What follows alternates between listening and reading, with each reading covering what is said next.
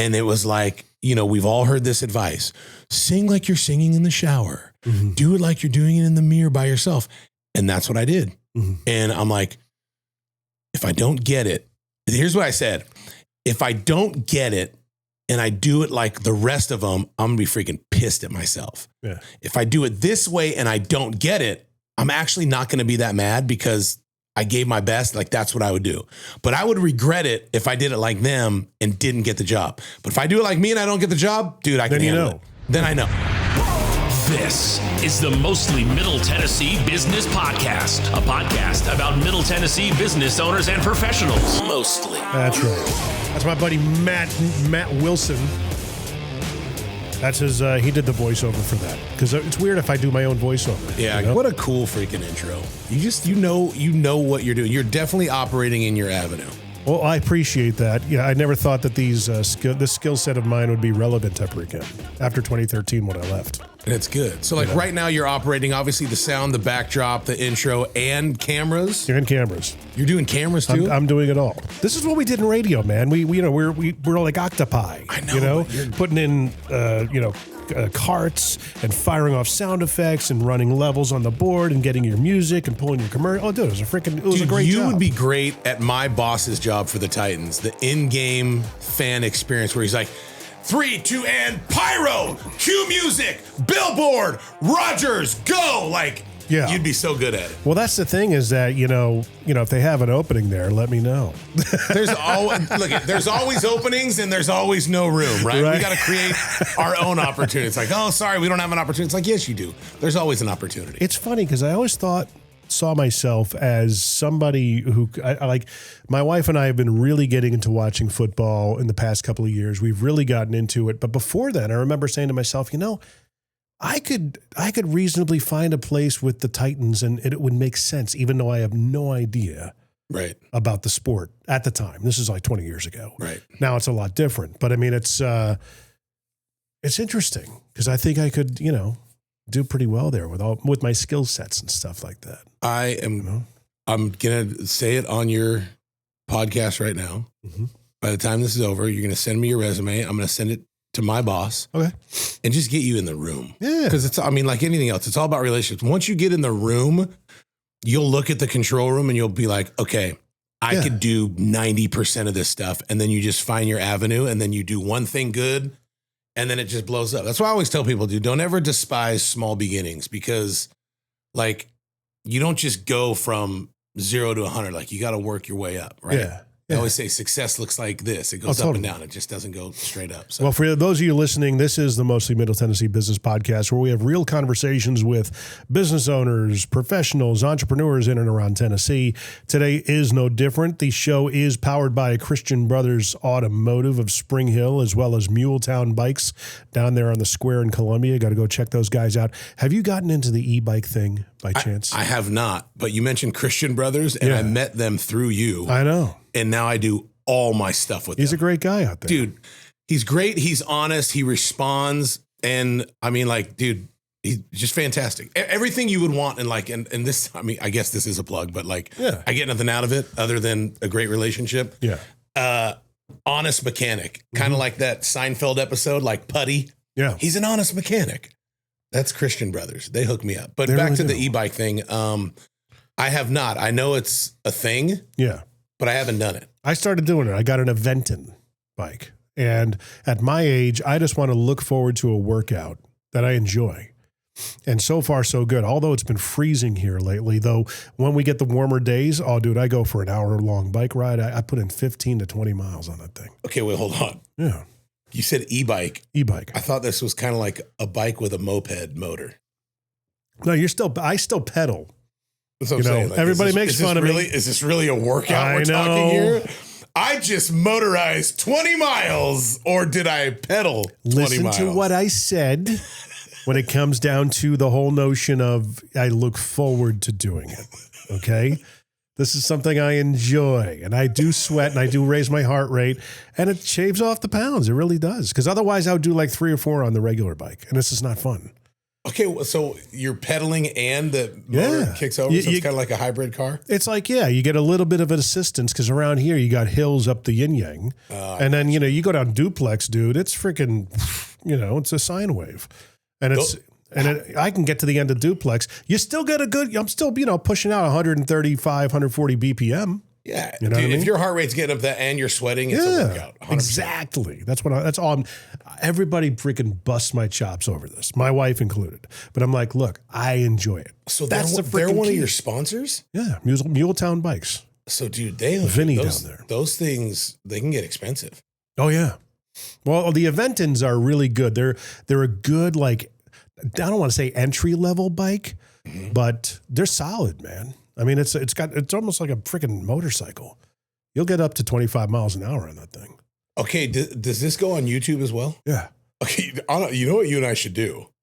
We should go down to Muletown. We should pitch them, and we'll do like a collab. And I'll say, listen, just let me use one of your bikes for the day, and it'll be Jim McCarthy takes me on a ride to prove whether it's a workout or not. It's funny you should say that. And you and I go on like a 10 or 15 mile thing and we document it and people will watch it and Muletown will like it. And at the end, we'll decide, is this a real workout? I'm telling you, well, let's do it. I'm down. I'm totally down. Because here's the thing is that we can do that. And he needs me to do like a review video anyway, which I've been meaning to get around to it, Vinny. It's just that it's been so damn cold out. And I just don't like riding in the cold. I got you. I'm trying to do things I like.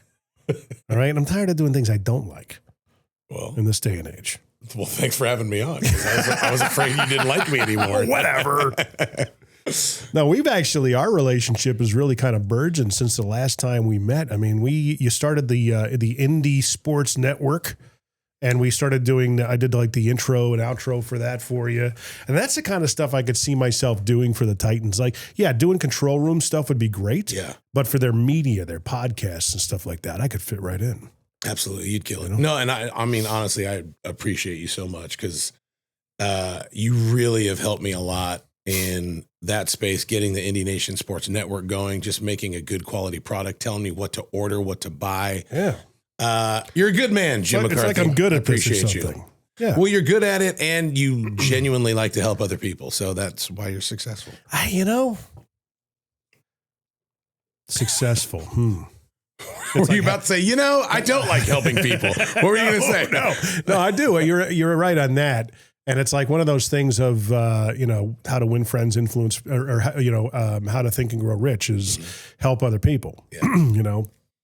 Last 2 years have been a freaking onslaught of challenge and turmoil. But Zig Ziglar, you help enough people get what they want. You'll have everything you want. And it's, I try to I like to have the honest aspect of things for other business owners because I feel like everybody for the past 2 to 3 years has been going through challenging times. Oh yeah. You know what I mean? It is a challenging time. Look at life's is always peaks and valleys. On top of that, I think, the social media, which I'm a huge fan of social media, but I think that has really jacked up the mentality of everybody. Because everybody on social media see the veneer and the success. And if you're not doing it the way I did it, you're doing it wrong type of sentiments, right? Like, I mean, anything. Like, dude, if you're a woman, you're not good looking enough and you need to do this to get better looking.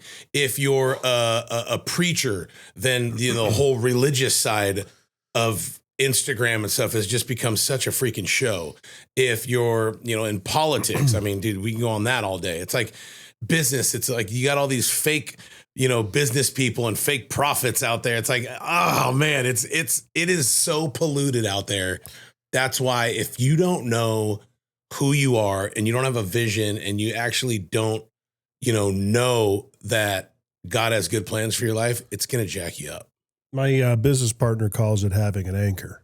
Yeah. And God being a part of that anchor. Totally. And I think, I mention the last 2 years being a struggle.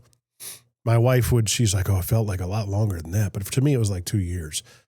But I look at it as, I could choose to look at it badly, but I choose to look at it as these last 2 years were there to give me gratitude for what I do have. But believe you me, I was like 2025 kicked off with our CPA getting arrested. Oh my gosh. Are we talking about it? And when you say our, you mean OUR as in you and me, because we both had the same CPA. And dude, that, I ain't going to lie, dude, that has jacked me up a little bit. Really? I mean, to the tune Were of... you one of the victims? So I was a victim of him lying to me. So he basically did three things. Number one, if he did your payroll, he would tell you that he was paying your payroll taxes and he would keep your money. And then you weren't paying your payroll taxes, which is ultimately on you, not the CPA. Mm-hmm. The second thing he would do is he would lie about tax returns. Hey, you really made 300 grand this year, but we're only going to put that you made 50 grand. So you're only going to pay whatever, 5,000 in taxes when you should pay 30 grand.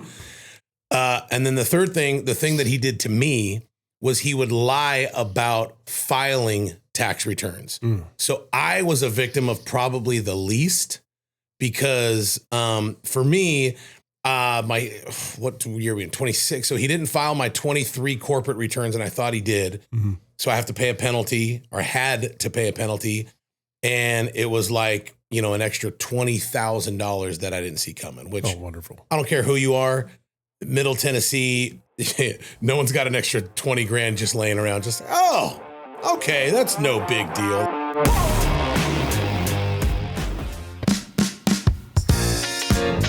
I am Vinny Tavares. I'm the owner of Milltown Bikes, right in the heart of Columbia, Tennessee, on the square. And we're here to serve the community. We have bicycles from kids to adults, e-bikes, mountain bikes, road bikes. We run a repair shop. So I am the third generation of this current bike shop. It's been here since the 70s. It's a historical building.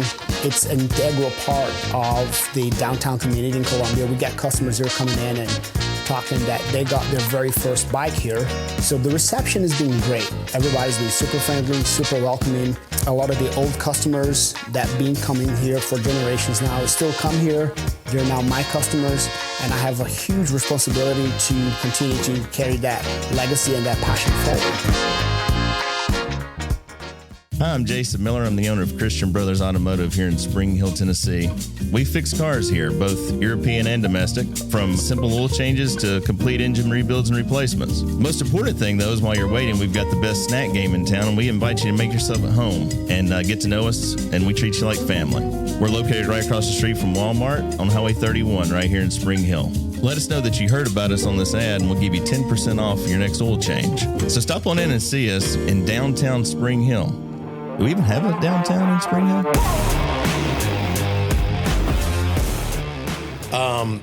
But the people that he really, really did wrong were the ones that he collected tens and even hundreds of thousands of dollars from them. They thought they were paying payroll taxes and they didn't, and they still have to pay it. Yeah. And he ain't going to pay it back because he's going to prison. He just got sentenced to 9 years in prison. Yeah. So, and he actually is on the hook for $4.5 million. He's got to pay back, I guess, to the state. Do you want me to tell you something crazy? Sure. And I really have this on my heart. Yeah. I want to go visit him in jail, and I want to tell him that I forgive him, and I want to tell him that he could still turn this around, because I know nobody's going to do that for him. I know every single one of his clients is pissed off at him, and everyone has a reason to be. But at the end of the day, that guy is in a bad spot. Yeah. And if he knew who he was, he would have never did what he did. And that can end very, very badly. Like if that guy takes his life, which I think he's highly capable of doing, everybody loses. I know that personally. You know? He's had a go. Like life gave him a lot from 2019 on. Right. He's had a lot, I guess, with his family and stuff like that. Plus, I think he found a lot of success early on. Might have gone to his head. 9 years is considerable, but by the time he gets out, he'll be in his early 40s. So I agree with you. Is he that young? Yeah. I thought he was like 35. He might be maybe mid 30s, so maybe mid 40s he'll be by the time he gets out. But he could get out early for good behavior too. Right. I mean, I can't imagine. Dude, if he makes it, like, real quick, like, what type of prison is this guy going to? Like, is he going, bunk mates with Bocephus and it's I don't know, gonna be bad, or is it kind of like white collar and nothing really bad happens? I have no idea. I mean, does that even exist anymore? I mean, the prison's being so overpopulated, and You know what? How do you start segregating the white collar from other? You know? I mean, that guy. Unless prison's got to suck either way. Yeah, okay? I was gonna say. I mean, like when you think of prison, like I think of the bad boys, like gang members and killers, and the bad dudes, right? Like with all the tats and the freaking black dots on their eye for all the people they killed. Yeah. That's not this guy. No. This guy was born and raised in Franklin, Tennessee, went to Franklin High School, and doesn't have any tattoos. Oh, he walked in. I mean, dude, and he's like nerdy dad. There were guys like, oh yeah, that's fresh meats. That's a bad joke. That's a bad joke. Oh, come on. All right. If that's the worst thing I do compared with what he did. I mean, I'm laughing, but it's sad because it's freaking true. Like, can you imagine him walking into a bad prison? Like, exactly what you're doing. Look what we have here. These look like two ham hocks fighting under a blanket.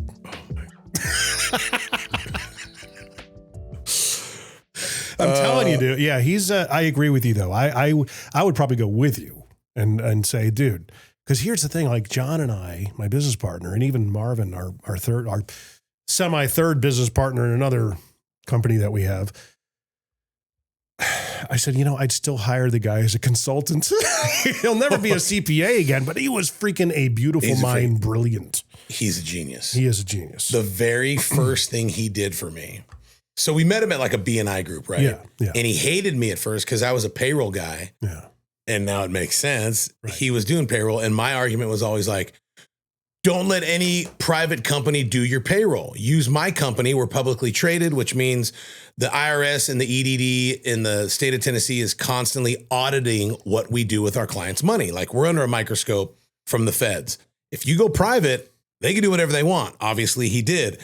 And he would come up to me and be like, I'm never going to send my clients to you. Your company sucks and blah, blah, blah. He would just bash all this, like he had all this info, like you're never going to win in this BNI, whatever. So him and I were actually enemies at first, but dude, every week people would stand up and be like, he saved me 20,000. He saved me 30. So after a while, it's kind of like, okay, I'm not going to hate on this guy anymore. If this guy's helping people, I'm actually going to ask him. So I said, hey dude, I don't want to take any payroll business from you. I actually might want to talk to you about doing my taxes. The very first thing he did for me, he went back and he audited, not audited. Oh God, I'm drawing a blank. When you go back and redo something. Like reconcile or audit. Yeah. Not reconcile, amend. Right. He went back and amended my prior 4 years of tax returns, and he got me a check for $60,000 from the IRS to my mailbox. Wow. I was singing I'm like, he's unbelievable. And it was legit. Yeah. And because he found things like all this stuff that my other CPA, who was awesome and smart, didn't find. And, my taxes were low. I mean, some years I was just like, is he doing this right? Because I am not paying a lot in taxes, which we found out he wasn't. So yeah, all good things come to an end. But you're right, dude. He was a freaking genius. And I don't know, man, if and when he gets out, he's got to do something. He does. And, we would not, of course, it would be hey, have you learned your lesson? You're never going to be able to do what you did, but there's still hope and there's still possibility and potential. I'd have him on the podcast again. Absolutely. Oh my God. That would be a fantastic guest. Absolutely. I had him on when we were in the other building. It was always tough to get him on because he was always so busy. But I'd imagine there's a lot of people out there that would probably think the same way. But there's probably a lot of people that are really pissed at him. I mean, everyone. I mean, the people I talk to, they hate him. I feel bad because I get it. Like, dude, I get it. Yeah. But at the end of the day, you feel betrayed. Yeah, and I just feel like, I always look at the person. Like, I get sad because at the end of the day, people who do that aren't confident, happy people. And he had a ton of problems in the outside of his life, which was carrying over into that. And he got caught. You always freaking get caught, dude. It was a matter of, I think, ego, vanity, all the things, pride. Yeah. That kind of went into probably he's too smart. He once told me, he says, I'm not afraid of any auditor that's going to come in from the IRS. We'll bring him on. And I'm like, man. I said, they hire, I would imagine, some people in the IRS are really genius level smart people. Probably not a majority of them, but you go up, it's like, Ali versus Frazier, those types of things. He reminded me of Mike in that show Suits, which Mike was, always smoking pot, and he was just like he was an outlaw, but at the same time, he was a freaking genius, and he helped like this major firm. That was our CPA. He had this dark side to him outside of it, but man, when those tax returns came in and you're like, I thought I made $1 million this year. It's like, no, on paper, you only made 50 grand. It's like, you're a genius. How did you do it? Don't ask. No, we keep the wizard behind the curtain. Exactly. So your 2020, I saw on LinkedIn, your 2026 has gotten off to a roaring start. You're back with Live Golf, or is that a recurring thing? Is it semi-new? Yeah, well, I signed a contract. So with them, it's different from the Titans. With the Titans, I mean, dude, you don't know day to day. Right. You know what I mean? Like, I don't have anything in writing with the Titans other than, don't tweet anything stupid, don't do anything bad. Yeah. Keep a good image, and and don't make a ton of mistakes, and you're probably going to come back. Right.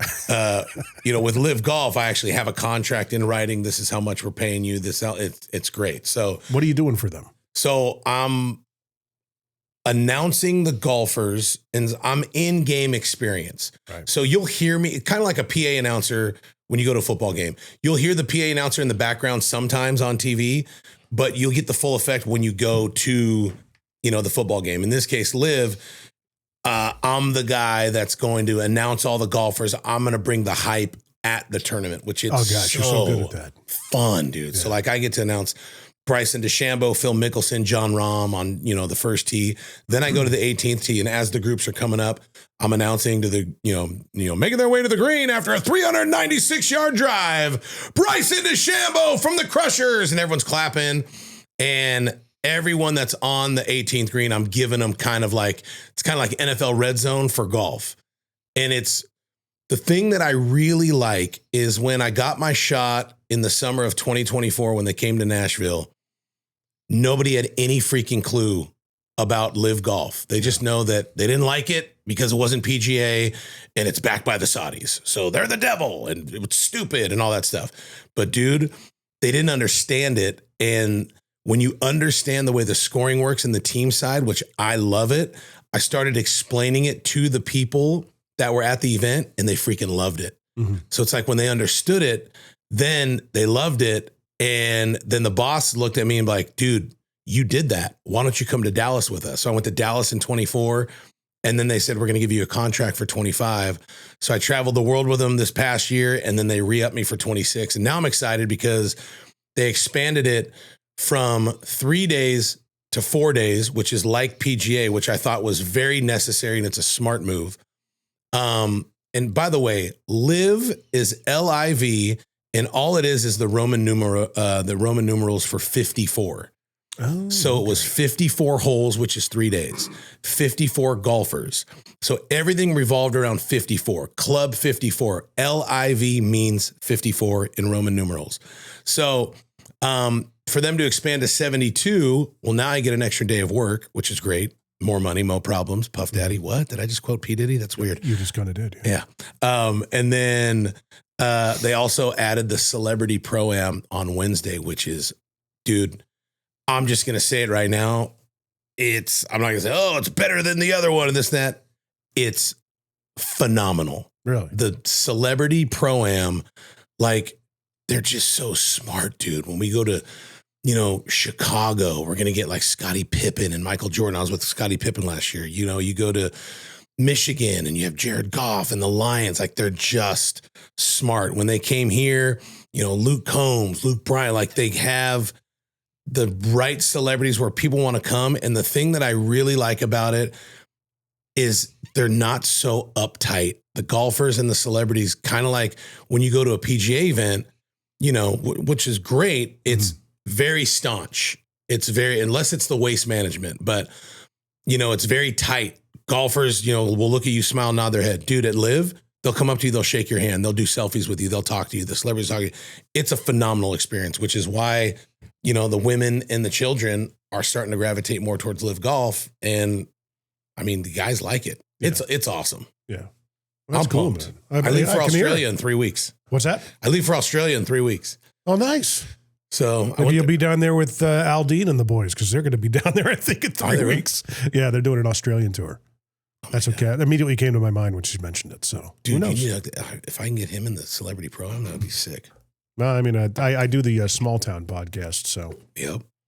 And I know he likes golf. Oh, he loves golf. I have a funny video of Aldine and Trump playing golf, and Aldine hits a bad shot, and Trump says, "What the F was that?" I'll show you off camera. You gotta love it when they really cajole each other. Oh yeah, yeah. Jason's a cool dude, and I guess I can call him Jason. I've met him enough times, and maybe he could pick me out of a lineup if he had to. But yeah, a little bit beyond acquaintances at this point. That's great, But I'd love to if anybody needs a podcast, it's those two, he and his wife. Oh, for sure. And I've been saying that for years. I'm like, you guys need your own damn podcast. I think he doesn't want to do it, and she would do it in 2 seconds. She would probably do it in 2 seconds. He doesn't. He's talked about being offered reality shows in the past, but he says, "But I don't want to destroy my life because that's all they do." Yeah. And I'm like, well, dude, a podcast, you have complete and utter control. Yep. You have an instant audience. Mm-hmm. It's a no-brainer, and I could make it easy for you. And here I am pitching it if he listens to it. Mm-hmm. I could make it so. Dude, in your house over there, that's what, 38,000 square feet? Yep. There's got to be a room that you're not using. No, and you're right. And the thing that, again, if he is listening, the thing that he would want to do is you control the narrative. Right. You steer the direction where you want the show, and you can say what you want to say. Right. There's certain things that he wants to say that he can't say, and Twitter doesn't do it justice. Yeah. You know what I mean? Like, when you see their faces and you hear them talk about it, it has so much more authenticity and so much more power. That, dude, it would be a home run. I would 100% subscribe to his podcast. Oh, yeah. Just because I like him, I like his music, and I like his views. And, I mean, dude, the guy's got a thing or two to say about life and, Yeah. I mean, God, the guy's been through so much, good and bad. Yeah. I mean, when you get your podcast going again, we'll make an arrangement to have the small town guys on yours. That'd be awesome. That would be freaking awesome. You hopefully you're moving forward with that because every now and then I see an episode pop up. I do. I don't do it as consistently as I would want to do it. Well, obviously you got so much going on. Yeah, and it's a time suck. It's tough. It would be beautiful if it was like Joe Rogan, and it's like I actually make 30 grand every time I do a podcast. Oh, dude, I'd pump those out left and right. I think he makes more than that. But. Yeah, well, I'm just saying, it costs me money every time I do a podcast. I love the fact that a guy like him poured himself into that thing. I think he started in 2007. Yeah. And he was a big fan. Of course, he's a stand-up comic. He got in early with MMA. And he used to be on like the Opie and Anthony show all the time. And I think ultimately that's what gave him the mindset to start a podcast because he loved just getting on the radio and speak and just chewing the fat. Yep. And I mean, it's good. I'm a huge fan of podcasts. Obviously, I'm sitting here on one with you and I have one. But dude, it's such good mental therapy for the people that are doing it because, you're basically getting everything inside of you out that wants to come out. And I mean, I highly recommend, him doing that. Oh, yeah. And a lot of people. Yeah. So, he's getting into like everything that he did. He poured himself into it. And now it's really paid off. He's one of the top, if not, the number one podcast in the world at this point. Yeah. And recently he addressed his length of his podcast because as a podcast producer and production consultant and a production, enabler, I guess if you could say, with it'syourshow.co, people ask, well, what's the best length of a podcast episode? I'm like, dude, how long can you make a conversation compelling? Right. And so this is they're going to stop where they left off and pick it up where, and if they decide to move forward, they keep moving forward. Great. Yep. He intentionally does 3.5 hour podcasts. He's like, cause that's how you get to a really good conversation. Mm-hmm. And I couldn't agree more. Yeah. Cause I mean, like there's times where he just sits there cause he loves to, smoke cigars. And I think he even smokes weed on his podcast. And the first 10, 15, 20 minutes might just be getting to know each other, feeling breaking it out. the ice. And the stuff that we watch is, 35 minutes in when it really started getting good. And then, it's, 2.5 hours in when it really exploded. Because that's how you get the dirt. Yes. That's how you get all the good stuff. Because all of a sudden the guards get let down and people get really comfortable. And Yeah, my guard's down. I'm comfortable. Ask me. What do you want to know? Oh, we already talked about What taxes. do you want to know? My CPA's in jail. I was 20 grand behind. I had to pay. Wow. This isn't really coffee in this cup, and it's only 10 in the morning. No, I'm just kidding. At least it's only 20 grand. Honestly, that's the way I look at it. It's like, dude, the guy made me 65 grand at one point. I had to pay back 20. It's a small price to pay for, For all the people who are really angry at him, getting back to that, you're not the one going to jail. Amen. So he's, if there's justice, at least earthly justice to be meted out, it's being done. I mean, I think he's going to get out far sooner than 9 years. I think it'll be 4 or 5 and he'll be out, I mean, he's the kind of guy that this will be enough. He'll never do that again. I mean, he'll never be a CPA again, but. Right. So moving on to the Titans and everything like that. What do you think for this year, man, coming up? I mean, obviously a huge transition year. Yeah. I always try to stay Let me preface this. positive. This is the first recording that we're doing in 2026. We're about 2 weeks in. Yeah. And by the time this comes out, the Titans will likely have a new head coach. I'm thinking. Yeah. But right now they're in the hunt. Yeah. And Harbaugh seems to be a big name, at least in the top 5. Right. Would you agree? Oh, yeah. I mean, I think the people, and us being the people, one of the people, I think the name Harbaugh and what he's done at Baltimore and who he is really an attractive hire.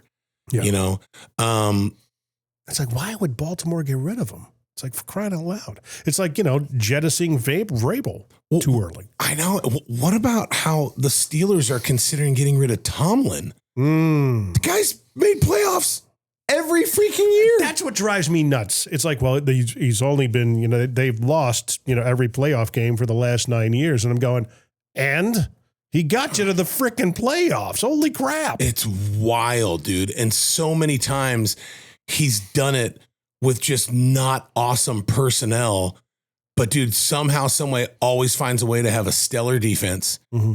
Like, dude, if they are dumb enough to get rid of Mike Tomlin and he comes to Tennessee, are you kidding me? Oh, like wow. that.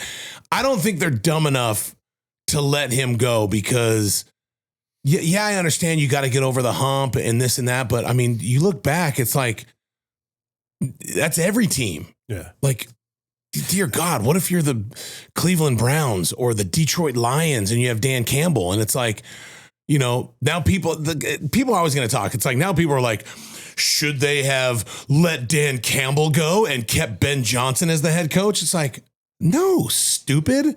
Like, Ben is awesome and Dan Campbell's awesome. But it's like, people are so fickle when they see the shiny ring, this year. So everybody has only got a 1 in 32 chance every year.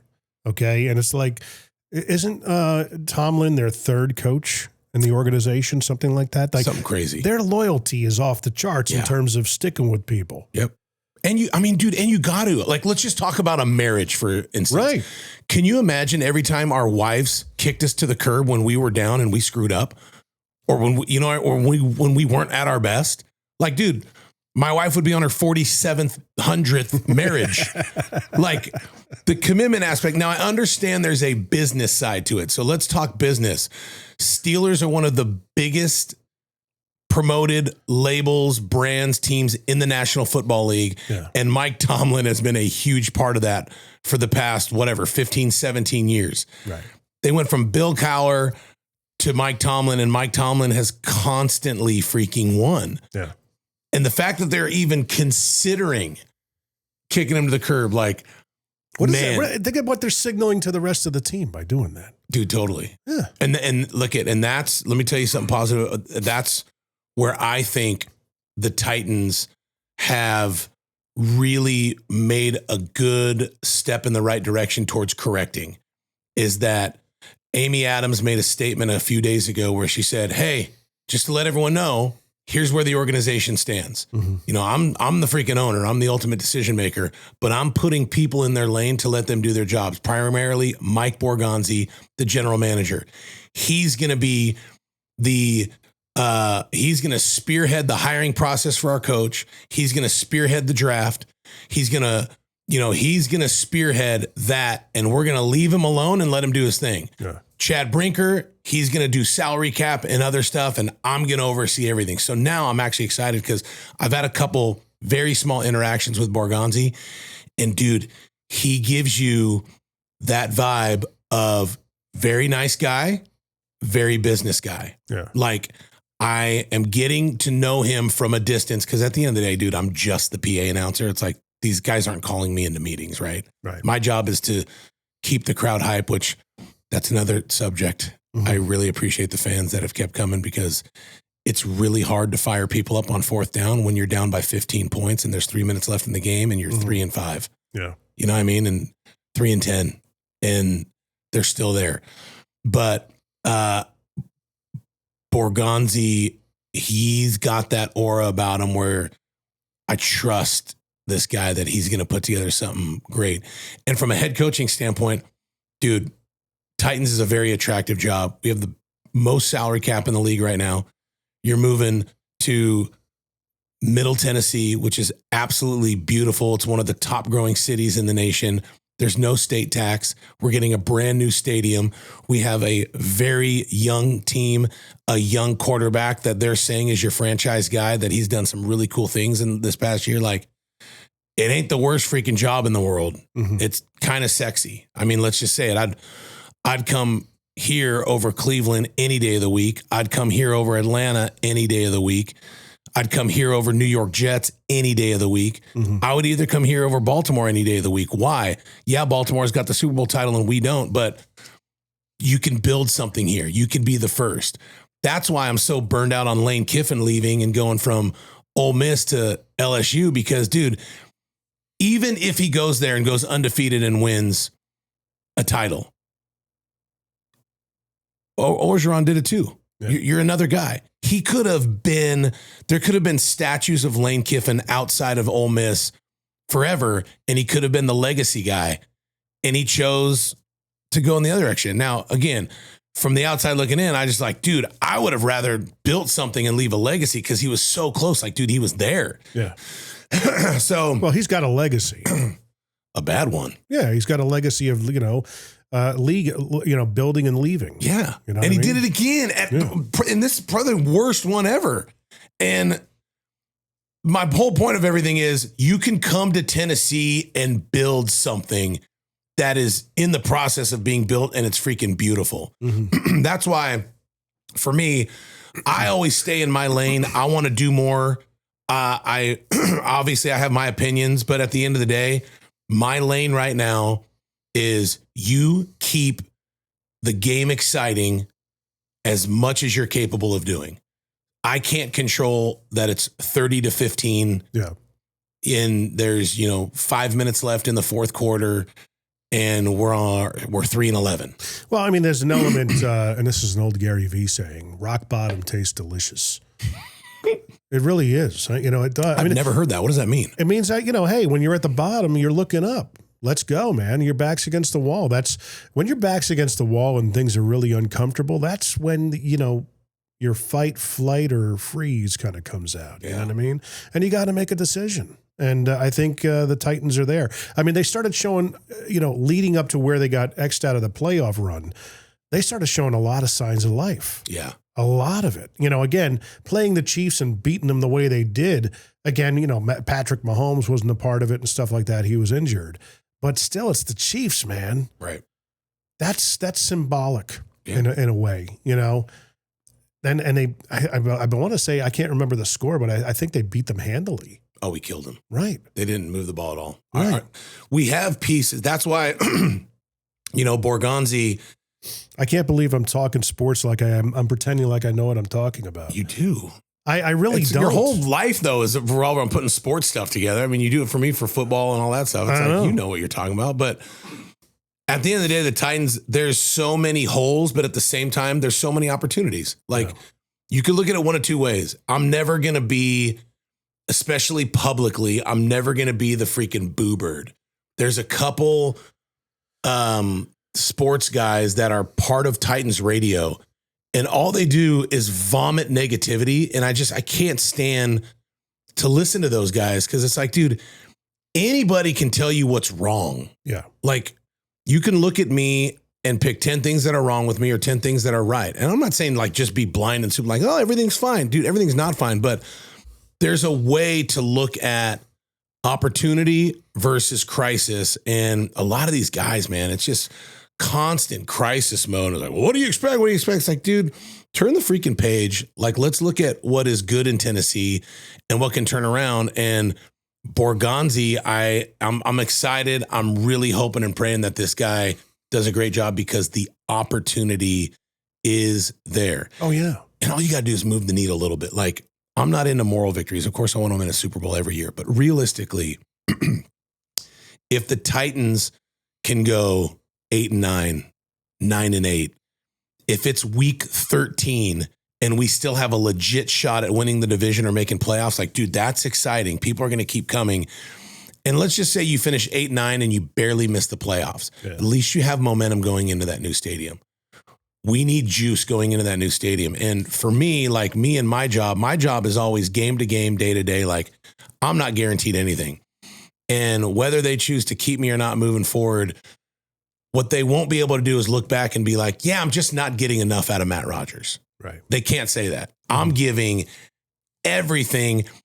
Whether they like it or not is up to them, because, you know, it's subjective whether you like my voice or not, or whether you think my third down call is cool or not, or whether I'm too hype on for, you know what I mean? Like, all that's subjective. But what you can't say is that guy's doing a half-assed job because we're not very good right now. Like, dude, you're getting the same thing when we're 14-0 or we're 0-14.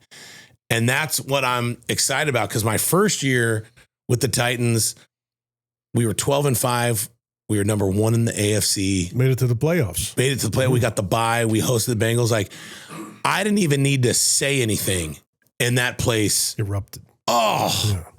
And it was so fun, because I would say, like, you know, Tannehill's pass complete to Brown for another Titan. First down. And the whole stadium would go, ho. I mean, like, dude, they were so into it. And now it's like, first down. And you have to kind of like help them. I mean, dude, it's tough. There's just no other way to say it. So I look forward to the day that we are great, that we are great again, because I know it's close and I believe it. And I want to be there. I think a lot of the fans want to be. Of course, they want to be there. You know, we went to a game this year. The only way to see a game, and I think I actually contacted you. We actually had a box through a friend of ours. Mm-hmm. What a way to see it, man! We had a great time. Yeah, and yeah, man, it's like you do. I bear witness to what you're saying. Yep. You know, that stadium that day wasn't full, and it was. You were to still like you were talking to 100,000 people. So I heard the energy. You also hear the differences in the other games, right? When you watch them, because you hear the PA announcer bleeding through the broadcasts, and I'm like, you know, it just there's a Matt Rogers way to do this thing.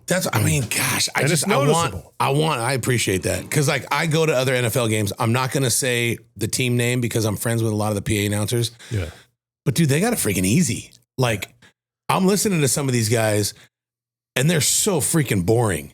They're phoning it in. I mean, it's just like, first down. I'm going to make up names. You know, Jones' pass is complete to Watkins. Gain of 5 on the play. First down. It's like, do you do impressions by chance? I mean, like jokingly to my wife and kids. But my point is like, and everyone is screaming because their team is awesome. They don't have to do anything. I'm like, you know, Cam Ward is about to get sacked, and he avoids a sack, and he's about to get hit, and he avoids a hit. And then he runs to the left and runs right, and then throws across his body to Alec Iomanner for the most unbelievable pass and catch I've ever seen in my life. Mm-hmm. And I go, I can't say all that because I'm not a play-by-play guy. I'm just a PA guy. Right. So I can't say Ward to the left. I can't do all that. Right. People don't want to hear that, and that's not my job. But what I do is like, Ward's pass is complete to Heil Manor for the 20-yard gain. Good enough for another Titan. First down. Yeah. And 3 people go, oof, oof. And I'm, you know what I mean? Like, it's like, oh, that was so freaking awesome. Does your garage door sound like this? If it does, it's screaming for help. Call Incredible Doors, 931-348-DOOR. We're making garage doors in Murray and Williamson counties work better and sound better. We just make them incredible again. Go to IncredibleDoors.com or call 931-348-DOOR. Follow us on Facebook for specials on maintenance visits, keypads, and other items. 931-348-DOOR. IncredibleDoors.com. So that's the hardest part of my job because I have so much inside of me and so much excitement, and I can't wait until we're back there. And I mean, seriously, there's nothing more I can do to stay around and make sure I still have that job. I'm doing everything I can, and it just comes down to whether the powers that be want it or not. Because I mean, dude, they could definitely say like, new stadium, new voice, new direction. And but why? You know, I mean, that would be my argument, but why? But who knows? There's already been enough signaling as it is. You know, why continue the pattern? You know, the loyalty and the culture building that has to happen, that takes time. It does. And eventually you just got to make a decision and go with it. You know? I hope I'm part. I mean, like, I feel like I'm in the good graces of all of the higher ups. I give my best every time I'm there, but there's so much more that I want to do. I could say this. My friend Sam Lagana is the PA announcer for the Rams. Mm-hmm. And, dude, he's got this thing. I think it's so freaking cool. And I want something like this. So unanimously, when you have a game at noon, the stadium opens at 10 a.m. So the stadium will always open 2 hours before the game starts. Right. In Green Bay, they don't run in because they're all tailgating. Chicago, they don't run in because they're all tailgating. So like there's certain spots, you know, Philly, Buffalo, they're all tailgating and they're coming in 30 minutes before the game. So it's just, you know, but places like Tennessee, places like Los Angeles, places like Arizona, a lot of these, they go in the stadium for the experience. Like, dude, our fan experience inside the stadium 2 hours before the game is freaking awesome. Mm-hmm. We have country music singers. We got the best freaking food probably out of any stadium in the world. So like, we want people to come in, and Sam Lagana and the Rams, they have the speakers going outside into the parking lot, and people are waiting to get in. And I think it's so cool. And I want this for our new stadium so bad. Is the doors open? He makes some sort of announcement like, it's 10 o'clock. The doors are open. Welcome to the Rams house. And everyone screams and charges in. It's like a thing. And I just think that's so cool. Like, I want to create something like that in Nashville. I don't know what it is, but some along the lines of the doors are open, you know, Music City. And I want people to just rush in because they're so freaking excited to be there. Because, dude, that stadium we're getting, oh my God. Yeah. It is unbelievable. Now it's like, dude, I'll tell you this, like, dude, Elon Musk's technology, the Grand Ole Opry in Music City had a freaking love child, and it's Nissan Stadium. The technology and just the features, you've never seen anything like it. Really? It is freaking awesome. Can you have anything specific come to mind or examples, or is it all kept under wraps? There's a lot kept under wraps because they want to release it. But one thing they are talking about that I feel comfortable is the mosh pit. Mm-hmm. Is like, you will be in and basically on the field in the concert, whatever the venue is, like, you are there right next to them, right with them. And it's freaking sick, dude. So like a really more intimate experience. Oh, yeah. Wow. And then if you're like, I don't want to be down there in the mosh pit with all the commoners. I want my luxury suite. It's the way to go, man. Oh, dude. I mean, the only way we'll watch a game. Oh my gosh, dude. Like totally spoiled. The quality of the suites and the leather couches. Oh my God, dude. It's just unbelievable, dude. Yeah. It's unbelievable. I can't wait. Did you buy a box? I hope I'm there. Yeah. I'm going to need Joe Rogan money. Let's do it, man. Remember, I'm just the PA announcer. No, don't supplicate. You are the master of ceremonies. You're like the ringleader, Thank you. And you ever get because even when I do my podcast, people have heard me clear my throat over the years and throughout different episodes. The bane of my existence is something called post-nasal drip. Hopefully you don't have to deal with anything like that. But when you're going on a tear, does your voice ever decide to go, oh, did you want to do that? Nope. Hey, here comes the Titans. No, thank God. I pray a lot before I announce. There was one time that I was really sick and I pushed through it. And I did it. Was it a sickness where, because you already have it was like bronchitis or something. You already have a voice where you sounds like you gargle with razor blades. You could be doing movie trailers. Do I really? You have you got a baritone. Yeah. Right? I guess. You're a singer, so is that what you're classified as? No, I mean, no. Because when I was little, my voice was really high when I was young. Like I would sing, you remember that song by Marky Mark? It's such a good vibration. Yeah. I could hit that note when I was a kid. Good vibration. Yeah, but it was clean, dude. I did it like the track. Not like I just did it. No, and I would walk around middle school and all the girls and all the cool guys would always say, like, Matt, do good vibrations. So I went, it's such a good, but I would hit it. Yeah. Because my voice was so high. Dude, it was so clean. I did it 50 times a day and everyone laughed harder every time I did it because it was so spot on. And it carried over into high school and then, middle school. And then I hit puberty and I couldn't do it anymore. Right. So now I'm Barry White. Oh, but buddy, yeah.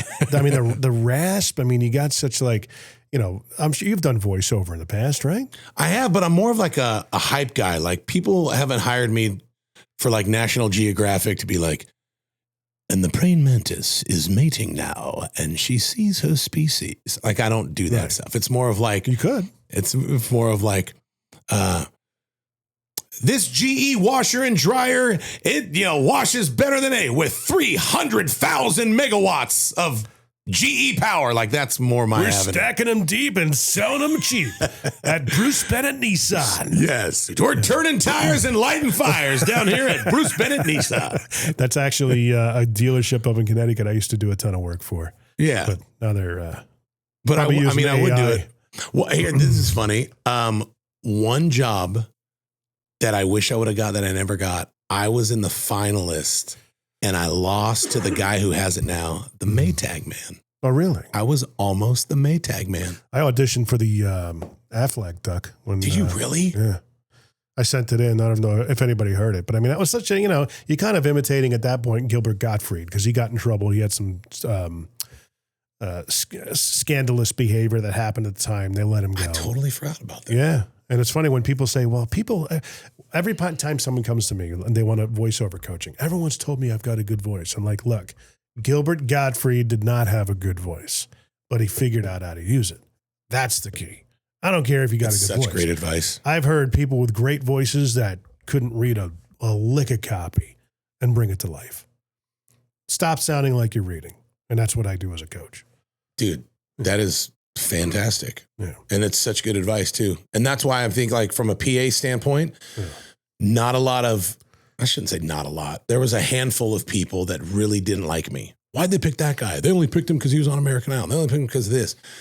I'll tell you why they picked me. But first, I don't sound like any other PA announcer. No. I'm not going to be like, Ward's pass complete to 10, for 10 yards. I don't do that. I go, Ward's pass complete tile manner for 10 yards. I'm going to do that. Yeah. And some people don't like it, whatever. But I got the job when I finally got to the top 20 because I went through the whole process, send your audition tape in. And, if we like you, then we'll have a call back in a meeting. This, that. Well, I got to the top 20. Top 20 got to go into the stadium and announce it from the PA. I was the last one to go. Mm-hmm. To your point, I heard 19 other voices. There were different tones. Some were female, some were male. Some, you could tell the nationality, some, white people sound freaking white, some, people, you could tell. But at the end of the day, they all read the same copy, which at the time it was Derrick Henry was our running back. All of them said, starting at running back, number 22, Derrick Henry. And then someone, starting at running back, number 22, Derrick Henry. Like it was the same. Did you pick up on because they had open auditions where you could just show up and do it? No, they threw it out to the public. Like I'm sitting in the Chick-fil-A drive-thru in Spring Hill, and my wife sends me a screenshot from Facebook, and she goes, the Titans are looking for a new PA announcer. Babe, go get this. This is yours to go get. Go get it, babe. Wow. And I'm like, okay. So then I checked on the link, and they said, here's the step. Submit an audition tape to this email. Make a 60-second tape. Tell us who you are, how old you are, and why you should be the next announcer. It was 60 seconds. I did it in 53 seconds. Right. And I didn't go over. Like I followed the instructions. I sent in the format they wanted. And I got the call back. And now the flip side is I've done that millions of other times for other stuff, and I didn't get the call back. Yeah. You know what I mean? Like I've heard no way more than I've heard yes. But the yeses pay you big money if you don't freaking quit. So then it gets to the, and then you go in for a meeting and you met them. It's kind of a personality test. And then I passed that and they're like, hey, congratulations. We're bringing you back to do the top, 20. Yeah. So I listened to them, all of them. And dude, a lot of people had a way better PA voice than me. Right. Like they sounded they just had better pipes than I did. But dude, when I got my shot, I heard 19 people say, starting at running back, number 22, Derrick Henry. And they did it in their own way. Right. I said, and at running back, your two-time NFL rushing champion, number 22, all hail the king, Derrick Henry. You put a little bit of personality behind it. Dude, and everyone looked, and by everyone, there was like 100 people in the stadium, and then there was the 5 executives sitting, and if this is on camera, you can see me, but I watched every head turn and look like, who the heck is that? Right. And I was like, let's go. Yeah. You know what I mean? And that's then, our guy. Dude. And then it went to the top 3, voting. Yeah. And it's almost like that scene from the Hunger Games. Which one? Where they're trying to assess the different players, the kids, and Katniss takes her bow and arrow. Yes. And she fires it off, and none of the guys are paying attention. So she fires an arrow through the apple into the wall. 100%. You pull the Katniss. And here's the funny thing, dude. You're 100% right, because as I was listening to them, so many times it crossed my mind is, okay, well, that's the way they're doing it. That's what I should do. Yeah. That's what I should do. Yeah. And no, it was like, dude, your mind tells you, like, because I had the idea in my head, and so many times, like, don't do that. Right. You're going to look stupid. They're not going to like it. Don't do that. Don't do that. And then I'm telling you, man, I didn't make the decision until I'm sitting in the chair, and it was like, we've all heard this advice. Sing like you're singing in the shower. Mm-hmm. Do it like you're doing it in the mirror by yourself. And that's what I did. Mm-hmm. And I'm like, if I don't get it, here's what I said. If I don't get it and I do it like the rest of them, I'm going to be freaking pissed at myself. Yeah. If I do it this way and I don't get it, I'm actually not going to be that mad because I gave my best. Like that's what I would do. But I would regret it if I did it like them and didn't get the job. But if I do it like me and I don't get the job, dude, I can handle it. Then I know. Because you can only do it like you. Yeah. Yeah. So, and then when you do it like you and you actually freaking get it, oh my God, dude. You know how much feedback I get when I do a voiceover for somebody and I add, like I do pickups and stuff like that? Like even right in the middle of the read, I'll give them about 3 or 4, maybe 5 different takes, different energies and stuff like that. And I'll, while I'm reading, I say, hey, I'm going to do a pickup on this real quick. I think I got a different idea, because you're adding to the creative process at that point. Yep. And you're just differentiating yourself. Everybody loves that. Yeah. Because like, hey, if you don't like it, don't use it. I still did it the way you want me to do it, and gave you a couple other options. Why not? Yeah. Why not? That's how you make yourself. You separate yourself. You separate. I mean, dude, and sometimes I still make mistakes. Of course. I made a mistake. What's a big, like a glaring mistake that you're like, ooh? A glaring mistake was when I first got hired, my boss said, don't get names wrong. Mm-hmm. Like, don't get names wrong. If you don't get names wrong, you're fine. If you influx your voice the wrong way or you're too big on a soft announcement, we can fix that. Yeah. But don't get names wrong. Dude, I swear, Jim, the very first, you see where this is going. I'm going to get a name wrong. The very first announcement I made was preseason, my first year. It was the 2021 preseason. And there were 3 quarterbacks. There was Ryan Tannehill, there was Matt Leinart, and there was, God, I'm drawing a blank on his name. Was it Malik? Oh God, no. Hold on, because it's very important to the story, and I can't believe I'm getting his name wrong. We gotta ask Siri. Yes, and I'll be like, oh yeah, that's him. Titans. Who were the 3 quarterbacks for the 2021 Tennessee Titans? It was Logan Woodside. There you go. Logan Woodside, Matt Leinart, and Ryan Tannehill. Obviously, Tannehill's not playing in the preseason game. Matt Leinart was the number 2 quarterback, and Logan Woodside was the number 3 quarterback. It's preseason, all the 2s and 3s play. Yeah. So the depth chart, all my notes, everything said Matt Leinart's the starting quarterback. So one announcement that I always have to do every time the Titans take the field for their first possession, I always announce the quarterback. In at quarterback for your Titans, number 1, Cam Ward. And everyone cheers. So, dude, everything was Leinart. And somehow, some way, for whatever reason, during the huddle before they took the field, Leinart wasn't in and Logan Woodside went in. So what I should have done, which I still do to this day because I've learned from my mistake, I always look at the number of the guy that's running out. Logan Woodside was number 5. Leinart was like 7 or something. And at the time I didn't look and I just had my notes and I was nervous. And I looked, I go, starting at quarterback for your Titans, number 7, Matt Leinart. 50 people in the control booth. My boss, everyone's, no, it's Logan Woodside. That was the first freaking announcement I made. My very first one. Oh, dude, Twitter killed me. All the guys from 104.5 The Zone freaking killed me. Oh, really? To this day, I still kind of like roll my eyes out. They're freaking haters, dude. Yeah. Haters. Everyone wants you to freaking screw up because then they're mad because it's like their guy didn't get the job. You know what I mean? Right. So that was the biggest thing. A mistake I made recently, which is still up for debate, whether it was a mistake or not, whatever. I did it. I said it.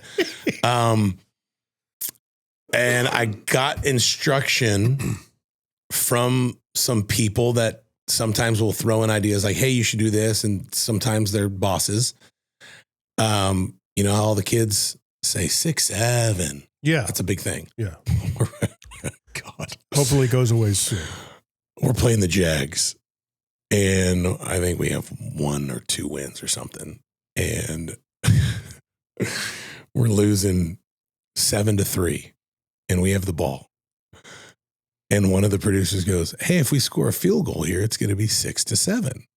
And they say, Matt, you should say, and the score is 6-7. And I'm like, that's a terrible idea. Like, I'm the PA announcer. And my spotter, Mike Epley, who I love, he's so good, dude. Hello, Mike. Mike Epley is so freaking good at his job. He's really intense. He's intense because he cares and he's focused and he wants it done right. And he does it right. And dude, the number one thing is I can get emotional talking about him because that guy's got my back, dude. Yeah. That guy looks out for me. And when he sees me going down a path I shouldn't go, he goes, Matt, bringing it, like he looks after me. He's got me. So they said, you say 6'7". Epley looks at me and goes, don't do it, dude.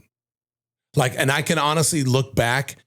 I don't think Epley has ever been wrong in his advice of what I should and shouldn't do. Like, I can't think of a time where I was like, well, Epley was wrong.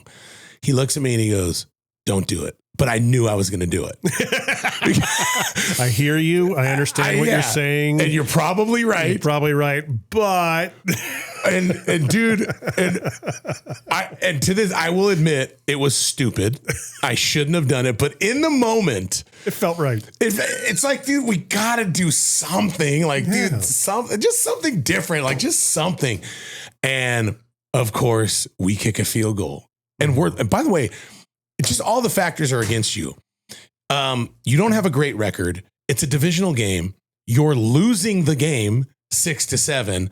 And no one's really, and they're pissed that we settled for a field goal and we should have got a touchdown, all that stuff. Yeah. And dude, I think that was the game where I was at. That was like a month and a half ago. Dude. And I go, because every time after someone scores, I always recap the score, like, and I always do the Titans second. And I can explain that if you want, because some people will be like, you never do the Titans. You always do the home team first, whatever. Like, whatever. It's the way I do it. So we kick the field goal and I go, Sly's kick is good.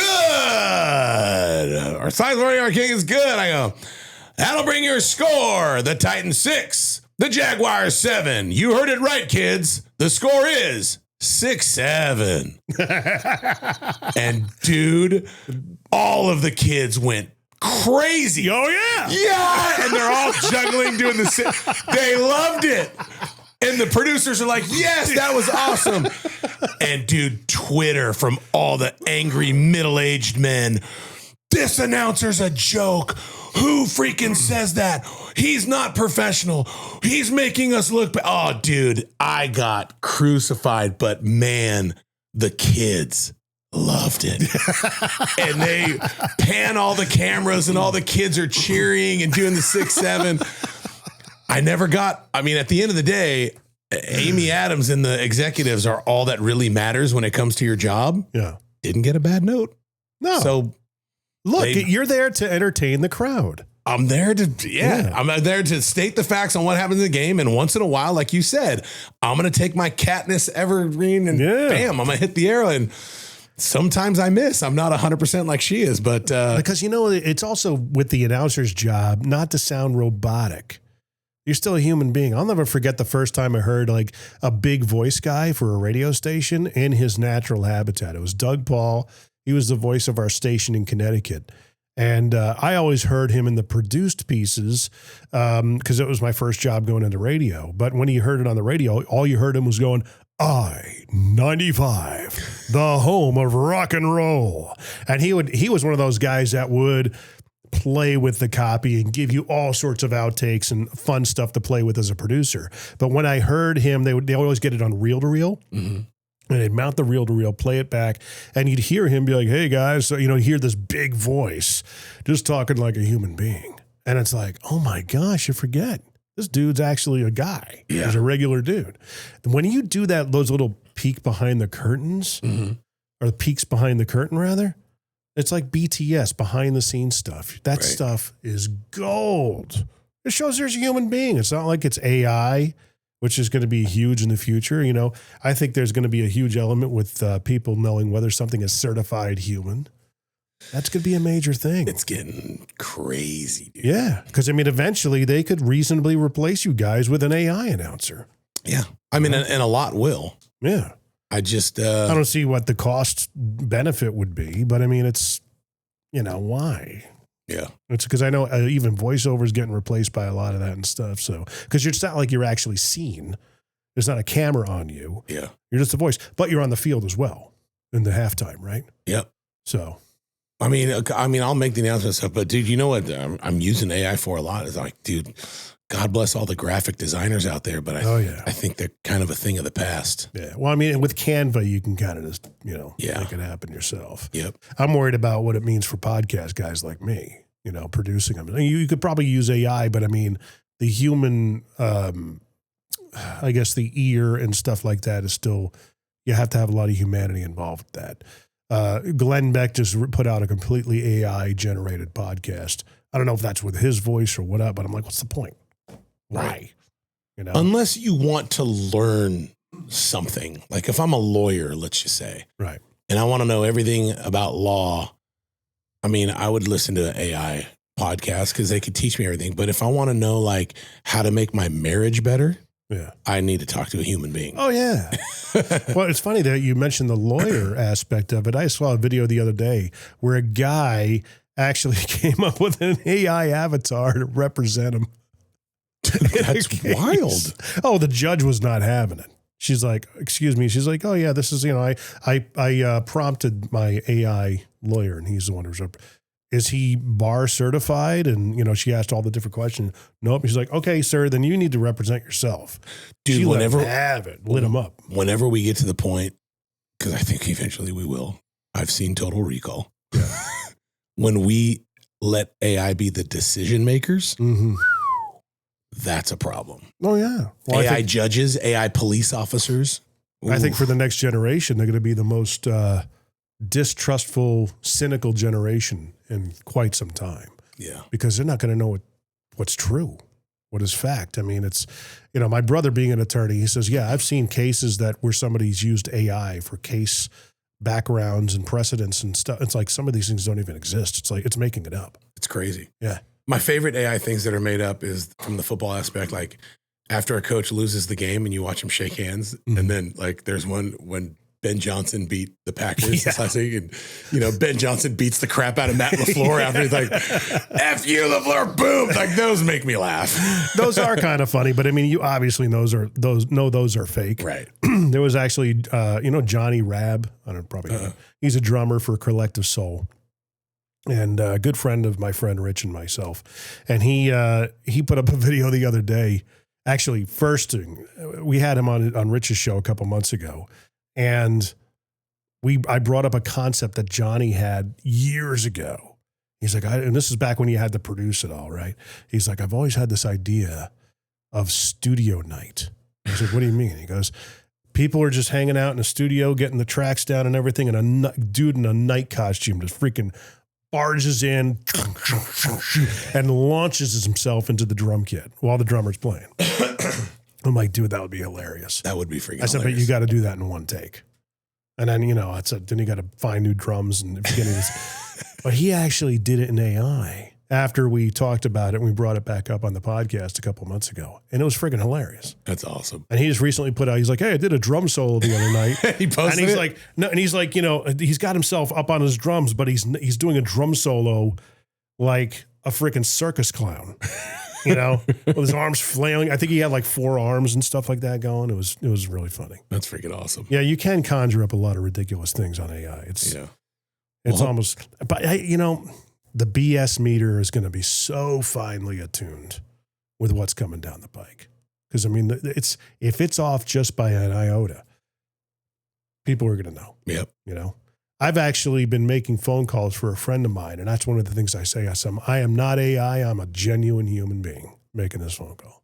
I like that. That's a differentiator right there. It really is. Yeah.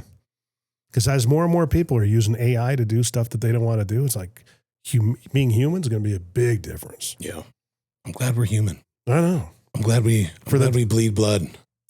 Well, with that being said, I know that your time is sensitive here. Anything else you want to promote and put out there at all? I'm about to go give a speech to about 100 realtors right now and fire them up, and I'm a real person. You need to teach AI. them the difference between realtor and realtor. What's the difference? There is none. Just some people call it realtor and realtor. I never understood them. Like, it's not spelled that. It's not realtor.